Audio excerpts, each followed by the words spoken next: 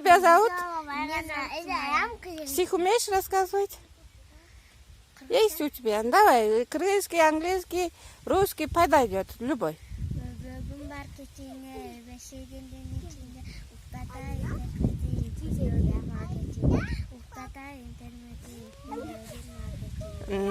Молодец. Тебя зовут? Меня зовут Раяна. Ага, стих умеешь рассказывать? Да, по-русски. Давай. Гуси-гуси, га-га-га, если хотите, да-да-да.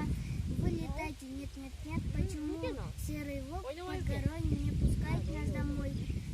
Вы летите как хотите, только крылья берегите. Молодец, умница. Тебя зовут? Меня зовут Пекзат. Ага, стих умеешь рассказывать? Нет. Что умеешь танцевать? Анекдоты рассказывать? Английский умеешь разговаривать? Нет? Ладно. А тебе как зовут? Алия. Стих умеешь рассказывать? Да. Танцевать? Петь? Нет. Давай, что хочешь рассказывать. Я кыл обзывал, прозвище ему давал. Говорил я ты черпак, говорил я ты горшок, говорил я ты мешок, говорил я ты колпак. А кыл не отвечал, улыбался и молчал. Чтоб такое сочинить, чтоб такого раздразнить. Закричал я ты индюк, закричал я ты ишак, закричал я ты барсук. И сказал тогда, не болтал бы, что попало, надоеда прилипало. Я ответить не сумел, а не имел. Молодец, умница. Аляскар. Алиаскар зовут тебя? Стих умеешь, что хочешь рассказывать? Или рэп хочешь рассказывать? Мой щенок. Мой щенок. А ты заяц. Стихи я знаю, вот не забыла. Ну, зайца ты рассказывал?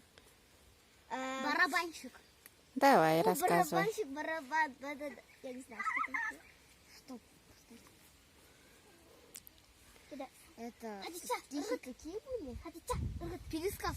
Хорошо, давай.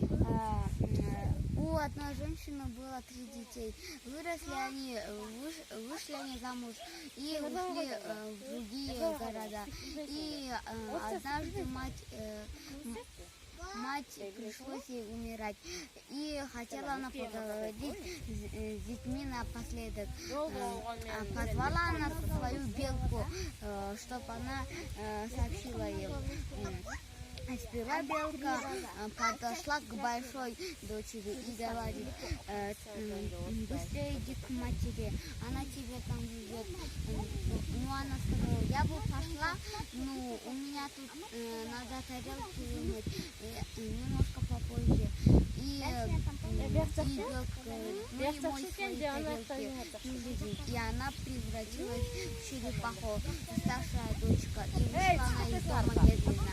И она пошла к средней дочери и говорит: там иди к маме, она тебя там ждет. Ну, она сказала, что ей надо платье приготовить для ярмарки. И белка говорит: ну и готовь свои платья к ярмарке. И она стала пауком.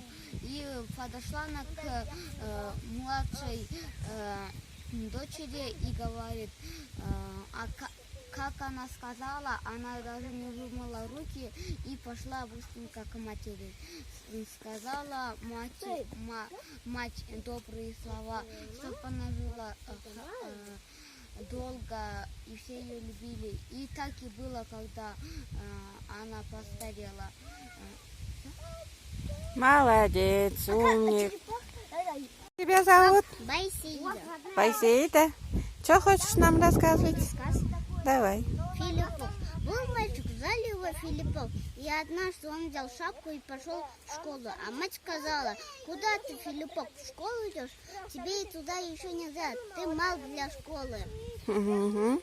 И тогда утром папа ушел в лес, а мама на Аля? рабочую работу.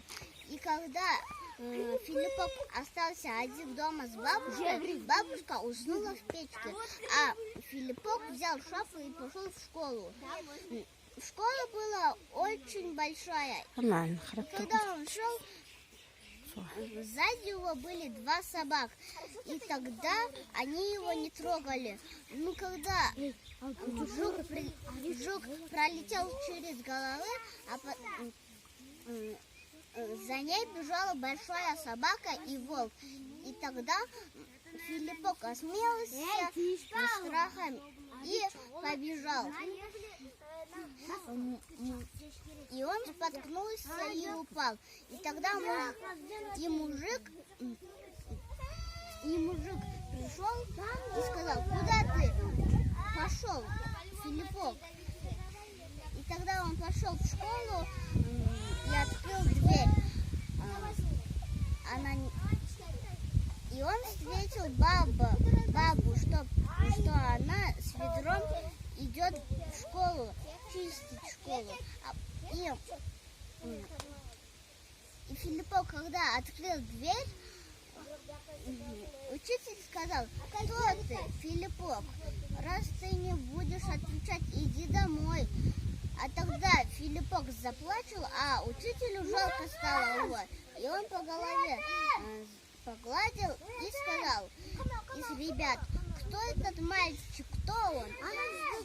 Это Филиппок, Костюшина брат, всегда просится в школу.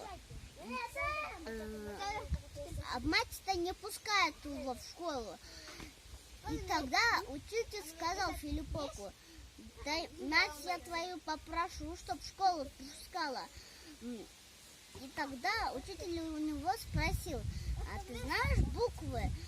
А он сказал: да, и читать немножко умел.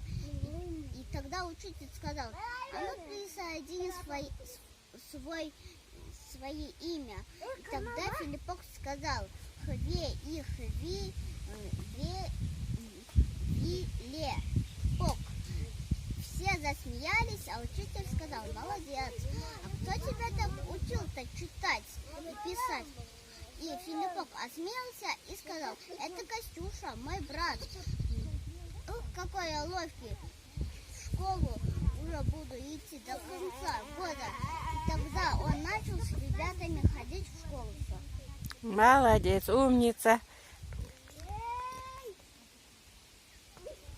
Молодец, умница.